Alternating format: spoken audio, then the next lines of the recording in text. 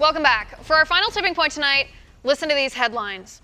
7 terrifying changes women can expect to face under President Trump. That's a headline from Marie Claire. Trump's misogyny didn't win the election, but it will change women's lives. That's from The Guardian. What will be the impact of the Trump presidency on women's rights? That's from Reuters. What a Donald Trump victory means for women. That's from Al Jazeera. What will happen to women's rights in a Trump presidency? There's a lot at risk. That's a headline from Romper. Here's what happens to women's health in America under Donald Trump. That's from Elite Daily.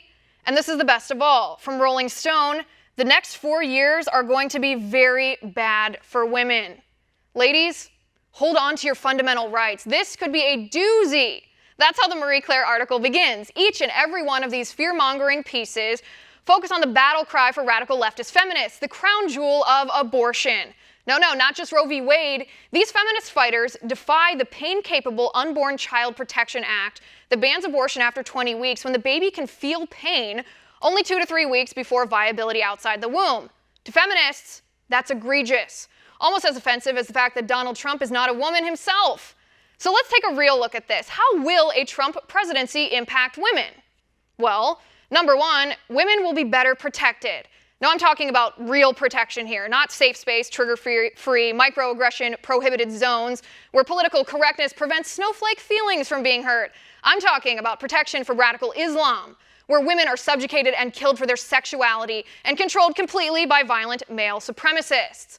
I'm also talking about the 54 million abortions that have happened in the United States since Roe v. Wade. Did you know half of pregnancies are baby girls? 51% actually. Somehow feminists on their soapbox forgot about the 27 million baby girls who never had a choice. Number two, women will be more prosperous. 53% of white women cast their ballot for Donald Trump, 42% of women overall. 9.1 million private firms in the United States are owned by women. That includes 2.9 million firms owned by women of color. They employ a total of 7.9 million people. Lower taxes equal increased prosperity for women. Number three, women will be allowed to make their own choices. Isn't choice the siren call for radical leftist feminists?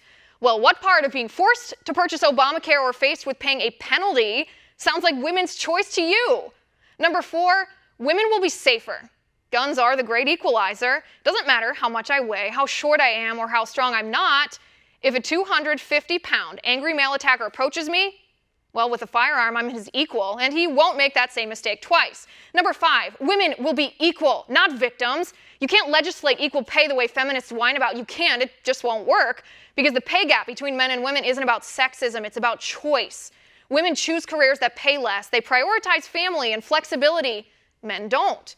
The only way to force equal pay for men and women is to force women to make choices in their careers and in their personal lives that they don't want to make. Does that sound like women's rights to you? And that's my final point tonight. You can reach me on Twitter at Liz_Wheeler. You know by now I read all your tweets. Also, if you like the show, please send me an email at oann.com/contact. Remember, we're coming to you every night at 9 p.m. Eastern now, so don't miss us tomorrow at 9. And until then, have a good night.